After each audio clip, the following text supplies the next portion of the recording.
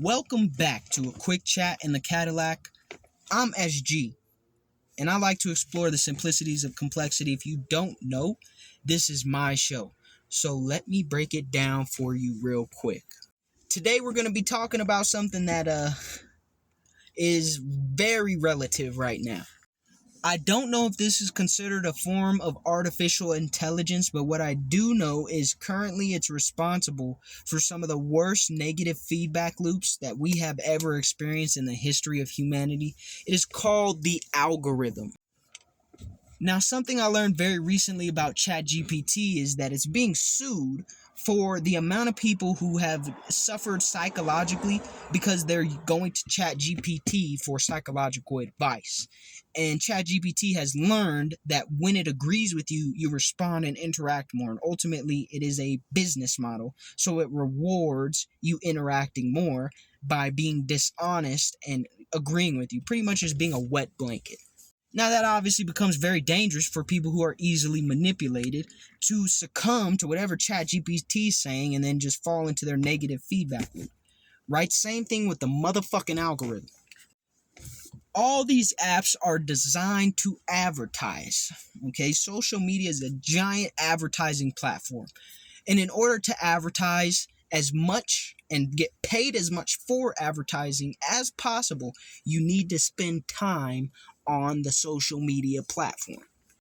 When you spend time there, it's because you're engaging with things that you like, that you agree with, or that you want to engage in.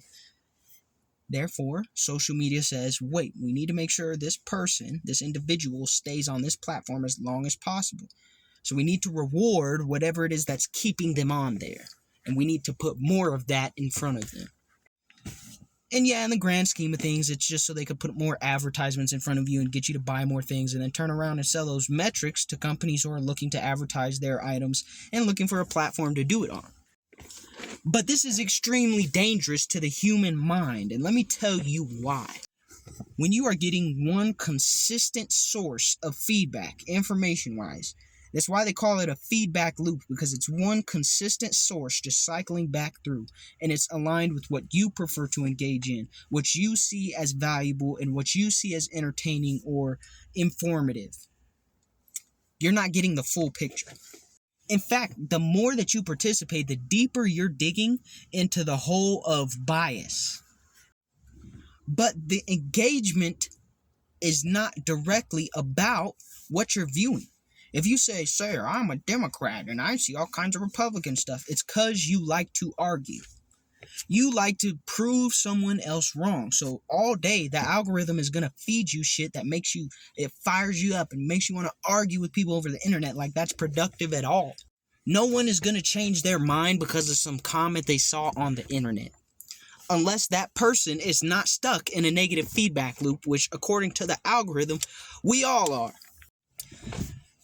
So as fun, as enjoyable, as nice as the content that you see can be, you need to understand you're being spoon-fed in accordance with what you like. Eventually, the glutton eats themselves to death.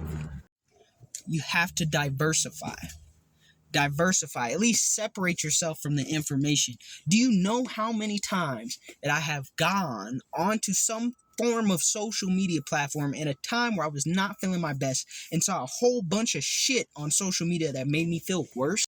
It had nothing to do with the people who I know, that I was connected to in my immediate surroundings. It is almost as if the social media content or the algorithm itself was targeting my vulnerability because it knew that's the state I was existing in at that point in time.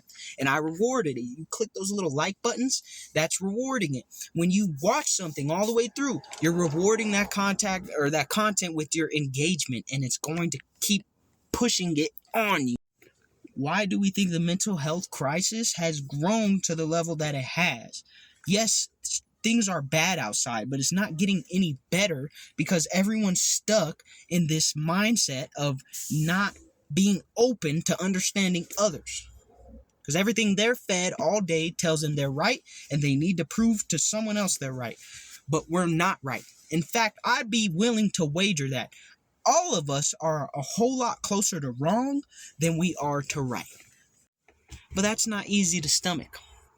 when you see something that would directly confront you and prove to you that you're wrong, I'm willing to bet that 99% of you motherfuckers right here, me included, all of us are gonna look at that and immediately shut it down.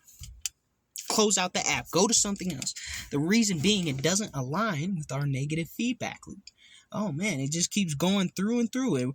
And we want that to happen because it makes us feel good about our choices, our perspectives, our decisions, and our thoughts. I'm sure you get some form of dopamine if you're talking to something or someone about something you're passionate about and they go, oh yeah, you know what? That's cool to me too. Oh yeah, you know what? I think you're correct. Yeah, I'm sure you get a little bit of dopamine from that. So imagine if you do that all day, every day, or at the very least, every time you jump on social media, it's doing that for you.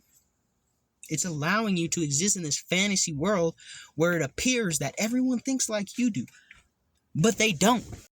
Everyone thinks like everyone else who thinks like that. I know it sounds dumb, but the truth is, it's just social media is just dividing us into groups of people who are so incapable of understanding the other people's perspective that we have no choice but to engage in conflict.